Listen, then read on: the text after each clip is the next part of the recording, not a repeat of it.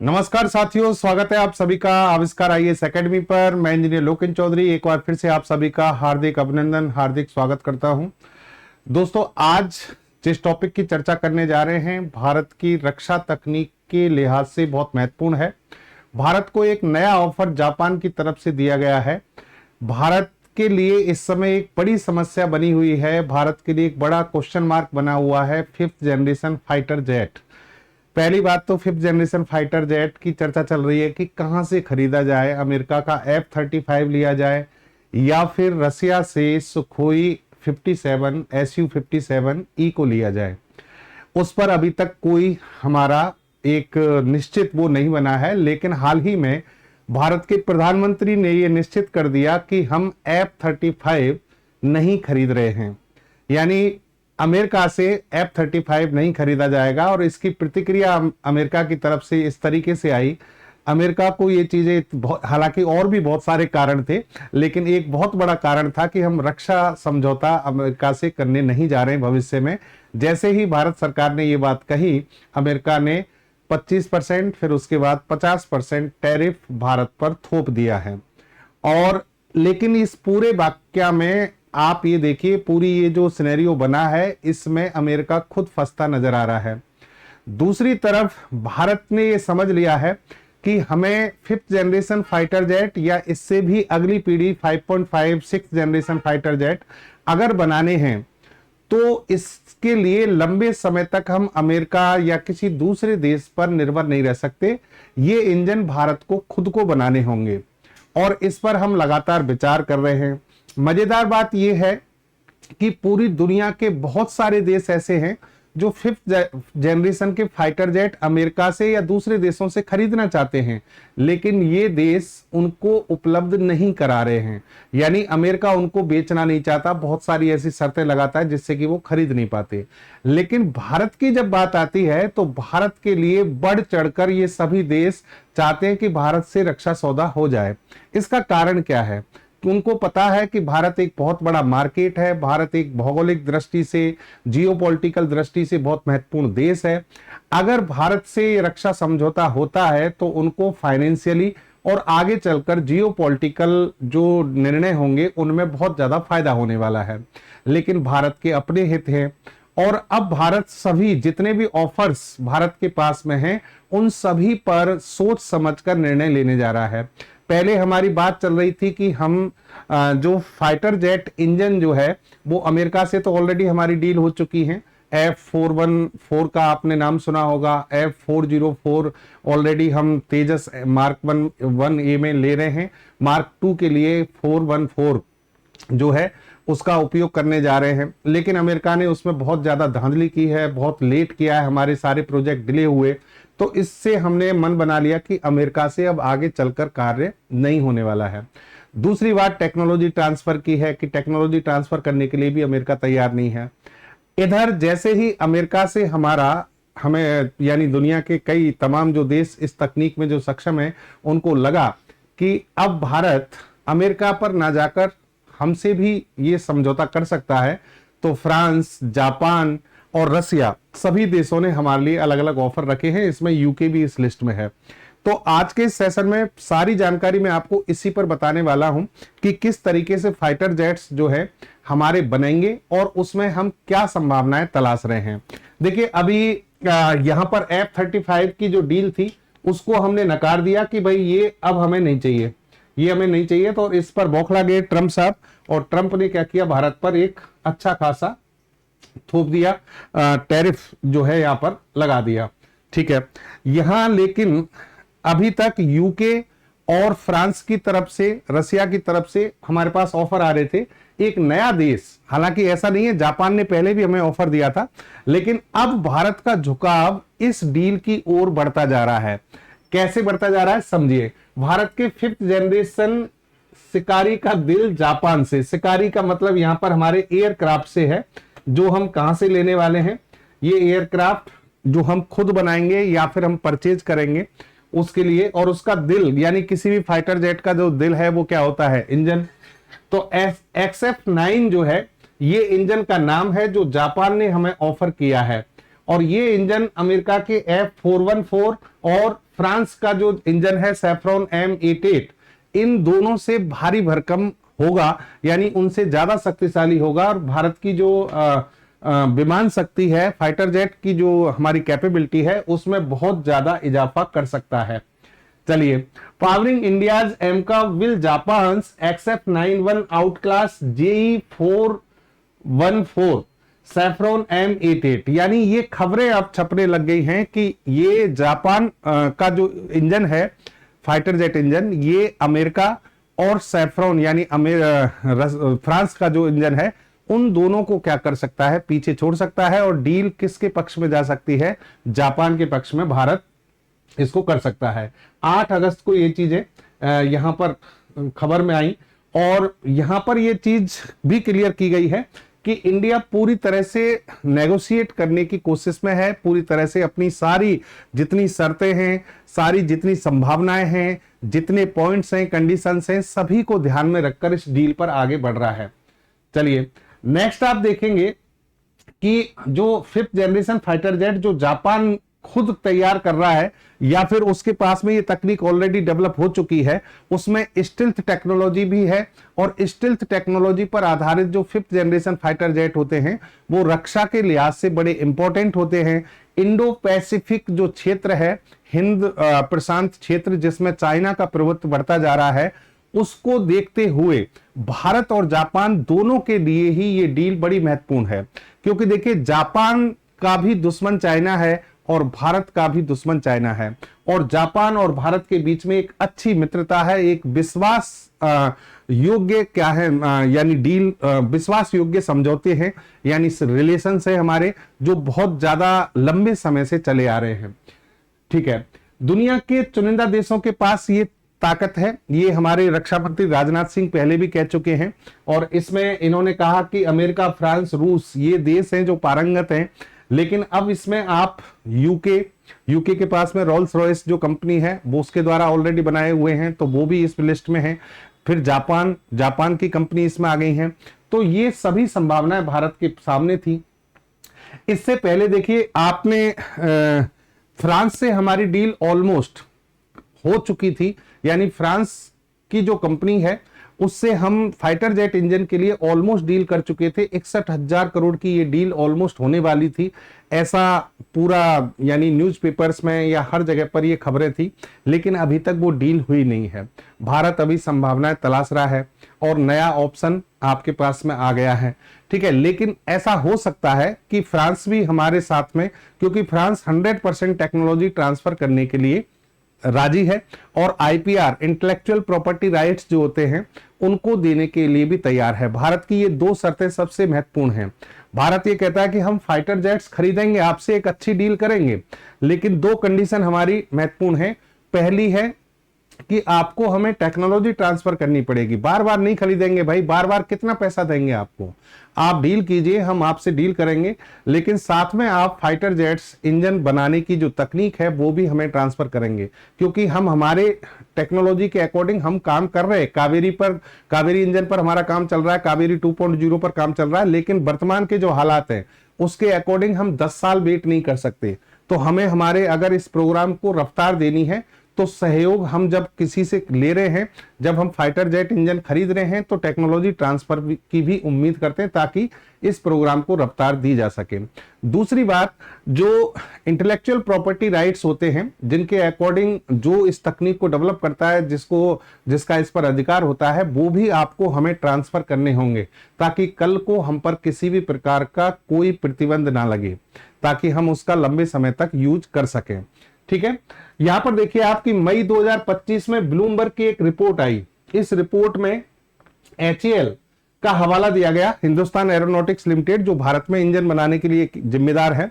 अच्छा, HAL की deal हो चुकी है किससे, JEF414, ये अमेरिका का इंजन है जो कि हम किसके लिए ले रहे हैं, तेजस के लिए। ठीक है, अब लेकिन जब इनसे पूछा गया HAL से, ब्लूमबर्ग रिपोर्ट में कहा गया कि जब इनसे पूछा गया कि भाई आप एम का और फिर आपका एक और इंजन है twin engine deck based fighter jet है TED-BF, इन दोनों फाइटर जेट्स के लिए भी क्या अमेरिका के इसी इंजन पर आप निर्भर रहेंगे क्या इनके लिए भी ये खरीदेंगे? लेकिन यहां पर HAL ने बड़ी चतुराई से जवाब दिया कि भाई ये भविष्य की बात है, अभी इस पर डिसीजन हम नहीं ले सकते। यानी आप LCA MK2 जो हमारा तेजस है उसके लिए तो हम डील कर चुके हैं, उसके लिए तो इस पर हम क्या करेंगे, अपनी जो डील है उसको जारी रखेंगे। लेकिन आगे जो बनने वाले इंजन हैं जैसे कि आपका TE DBF हो गया, एमका हो गया, इनके लिए अभी आपसे हम कुछ नहीं कह सकते। कहने का मतलब साफ साफ ये था कि भाई अमेरिका के साथ लंबे समय तक हम नहीं जा सकते, क्योंकि एक तो भारी भरकम हमें पैसा भी देना पड़ता है, अमेरिका बहुत ज्यादा पैसा दूसरे देशों की तुलना में लेता है, फिर दूसरी तरफ ना तो टेक्नोलॉजी ट्रांसफर की बात करता है ना IPR की बात करता है।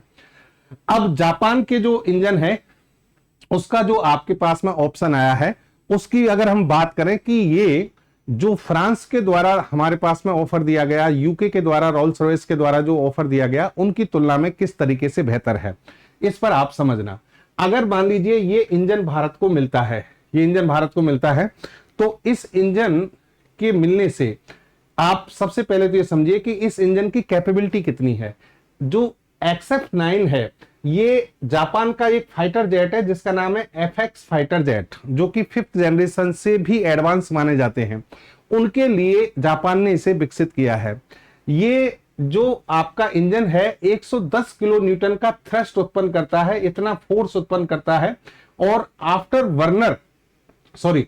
बर्नर के साथ ऐसा करता है। यानी आफ्टर बर्नर के साथ में करने से आप इसमें फायदा हो जाते हैं कि जैसे मान लीजिए आप एमका को में इसका उपयोग कर रहे हैं, तो ईंधन को बिना जलाए भी तेज रफ्तार से अगर विमान को आगे बढ़ाना है तो वहां आप इस तकनीक से आपको फायदा मिलता है। तो 110 किलो न्यूटन का थ्रस्ट देगा आफ्टर बर्नर के साथ, और अगर ड्राई थ्रस्ट आपने यूज किया है तो 65 से 70 किलो न्यूटन का यह थ्रस्ट उत्पन्न करता है। F414 98 किलो न्यूटन हाईएस्ट है, और सैफ्रॉन की बात करें तो हम 75 किलो न्यूटन, देखिए 75 से इसकी कैपेसिटी बढ़ा दी गई है वैसे, तो इसमें और भी ज्यादा थ्रस्ट मिलता है। लेकिन इन दोनों ही इंजन की तुलना में जापान का इंजन जो है वो ज्यादा शक्तिशाली माना जा रहा है। इस इंजन में high turbine inlet temperature conditions लागू होती हैं, एडवांस सिंगल क्रिस्टल ब्लेड्स लगे हैं, लो ऑब्जर्वेबल डिजाइन और सुपर क्रूज क्षमता है। सुपर क्रूज क्षमता यानी ये सुपरसोनिक स्पीड से गति करने के लिए सक्षम बनाता है फाइटर जेट को। ये XF91 इंजन की खासियत है। अगर मान लीजिए इंडियन एयरफोर्स को ये मिलता है तो हमें क्या फायदा होगा एमका में, हम लंबी दूरी पर तेज इंटरसेप्शन कर पाएंगे, मतलब दूर से ही दुश्मन के द्वारा किए गए हमलों को हम पहले से इंटरसेप्ट कर लेंगे। बड़े हथियार लोड के साथ हाई स्पीड, मतलब कि भाई जब ये इस इंजन के उपयोग से फाइटर जेट बहुत शक्तिशाली होगा तो आप इसमें पेलोड बहुत ज्यादा वजन वाले लगा पाएंगे, यानी जो वेपन्स होंगे उनका ज्यादा वजन होगा, मिसाइल्स वगैरह या रडार वगैरह जो आप लगाओगे ये ज्यादा वजन उठाने में सक्षम होगा। मल्टी रोल मिशन के लिए ये क्षमता डेवलप करेगा, स्टील्थ टेक्नोलॉजी और हाई परफॉर्मेंस के साथ काम करेगा, यानी रडार या किसी भी ट्रैकिंग सिस्टम की पकड़ में नहीं आएगा। तो वो सभी खूबियां, तमाम खूबियां जो किसी 5th जनरेशन फाइटर जेट में होती हैं या उससे एडवांस में जो होती हैं वो सभी इसके पास में होंगी। देखिए 5th जनरेशन फाइटर जेट से आगे जब फाइटर जेट बनेंगे 5.5 6 जनरेशन, जैसा कि हम कह रहे हैं कि इसको हम 6 जनरेशन में भी कन्वर्ट करेंगे एमका को, तो वहां पर स्टील्थ टेक्नोलॉजी के साथ साथ आर्टिफिशियल इंटेलिजेंस टेक्नोलॉजी का बहुत ज्यादा उपयोग होने वाला है। और आर्टिफिशियल इंटेलिजेंस टेक्नोलॉजी जिस दिन फाइटर जेट में पूर्णतः लागू होगी, इसका मतलब हुआ कि वो फाइटर जेट मानव की तरह ही एक तरीके से सेंसिबल हो जाएगा, वो निर्णय लेने में सक्षम हो जाएगा, छोटी से छोटी चीजों को ट्रैक कर पाएगा, छोटी से छोटी चीजों पर प्रिसीजन के साथ हमला कर पाएगा। तो ये 6th जनरेशन फाइटर जेट में सारी खूबियां आने वाली हैं। जापान के साथ अगर हम ये समझौता करते हैं तो देखिए जैसा कि मैंने कहा कि भारत और जापान दोनों ही चाइना के एक तरीके से दुश्मन हैं, और जापान और भारत स्ट्रेटेजिक पार्टनरशिप रखते हैं, तो दोनों ही देश मिलकर चीन को एक अच्छी चुनौती दे सकते हैं, इसलिए हमें इससे फायदा है। चीन पर यह सीधा सीधा हमला है। चाइना पहले ही J-20 J-31 जैसे प्रोग्राम ऑलरेडी बना चुका है, फाइटर जेट बना चुका है, और आज की ही खबर जब मैं ये सेशन कर रहा हूं तो इसमें खबर ये भी आई कि J-20 फाइटर जेट जो है जिसको चाइना ने आपका जो साउथ चाइना सी है उसके आसपास उड़ान भरवाई, और जापान और अमेरिका का जो थर्ड एयर डिफेंस सिस्टम है वो उसे पकड़ नहीं पाया। थर्ड जो कि अमेरिका का बहुत अच्छा एयर डिफेंस सिस्टम माना जाता है, लेकिन चाइना ने दावा किया कि हमने J-20 की उड़ान भरवाई है, लेकिन थर्ड उसे पकड़ नहीं पाया। ये चिंता का विषय है, ये चिंता का विषय है। तो भारत को ये तकनीक अभी डेवलप करनी पड़ेंगी। अच्छा, अब भारत की हम बात करें, भारत के पास में देखिए कि जो 5th जनरेशन और 6th जनरेशन फाइटर जेट की जो प्लानिंग हमने की है 2030-2035 तक कि हम एमका को क्या करेंगे, उतार देंगे प्लेटफॉर्म पर, बहुत सारी संख्या में बनाने में सक्षम हो जाएंगे और 2026 ये प्रोजेक्ट हमारा स्टार्ट हो जाएगा। तो उसके लिए इंजन सबसे बड़ी समस्या है, जैसा कि हम कह रहे हैं। अब जैसा कि जापान का एक हमारे पास ऑफर है, इससे पहले हमारे पास 2 ऑफर और हैं, थोड़ी सी नजर आप उन पे भी डाल लें कि हमारे पास में जो हमारी कंपनी है GTRE, जो कि DRDO के अंतर्गत काम करती है, उसके पास एक तो रोल्स रॉयस और सैफरन, ये दोनों ही इंजन देने के लिए ऑलरेडी तैयार हैं, ये तैयार है। और तीसरा अब इसमें जुड़ गया नाम, कौन सा, जापान। लेकिन भारत ने जो कंडीशन रखी है, DRDO ने जो कंडीशन रखी है कि भाई हमें 2 चीज चाहिए, एक तो 100% ट्रांसफर चाहिए टेक्नोलॉजी का, एक आप हमें क्या देंगे, इंटेलेक्चुअल प्रॉपर्टी राइट्स देंगे, जिनकी मैं चर्चा अभी थोड़ी देर पहले आपसे कर रहा था। अच्छा, रोल्स रॉयस की हम बात करें तो ये एक ब्रिटिश कंपनी है और बहुत पुरानी कंपनी है। ऐसा नहीं है कि भाई इसके पास तकनीक नहीं है, तकनीक है इनके पास में, लेकिन इनसे बेहतर तकनीक अब दुनिया में कई जगह पर कई देश डेवलप कर चुके हैं। यहां पर रोल्स रॉयस की हम बात करें तो अप्रैल 2025 में इसने हमें प्रस्ताव दिया था। इनका जो इंजन है वो 75 किलो न्यूटन ड्राई फ्यूल के साथ और 110 से 130 kilo Newton after burner thrust देने में सक्षम होगा, ऐसा इन्होंने दावा किया है। लेकिन ये जो जा रही है कि अंडर 100 किलो न्यूटन है, अंडर 100 किलो न्यूटन है, इतनी क्षमता इसमें डेवलप करने की नहीं है। यूके ने 2030 तक भारत से सप्लाई चेन सोर्सिंग दोगुनी करने का वादा भी किया है। यानी यूके ने हर तरह से हमें प्रस्ताव दिया है, लेकिन यूके पर भारत गंभीरता से विचार नहीं कर रहा है। फिर दूसरी बात यह भी है कि ब्रिटेन जो है पूरी तरह से अमेरिका के प्रभाव में रहता है, अमेरिका जैसा कहेगा वैसा ब्रिटेन करेगा। इसका मतलब ये हमें टेक्नोलॉजी ट्रांसफर नहीं करने वाले, इसलिए भारत इससे कभी डील नहीं करेगा। लेकिन भारत का जो झुकाव है वो किसके साथ है, वो है फ्रांस के साथ। फ्रांस ने हमें बाकायदा ऑफर दिया कि हम आपको 100% टेक्नोलॉजी भी ट्रांसफर करेंगे, IPR राइट्स जो भी हैं वो सभी प्रोवाइड करेंगे। तो फ्रांस से हमारी डील ऑलमोस्ट होने वाली थी लगभग 61,000 करोड़ की, लेकिन अभी तक हो नहीं पाई है। M88 जो इनका इंजन है उस पर हम लगातार विचार कर रहे हैं और ये इंजन भी बहुत शक्तिशाली माना जाता है, 120 किलो न्यूटन तक ये थ्रस्ट देने में सक्षम है। तो यहां भी भारत जा सकता है। देखिए अभी जापान से भी डील नहीं हुई है, फ्रांस से भी नहीं हुई है, यहां पर नेगोशिएशन चल रहा है।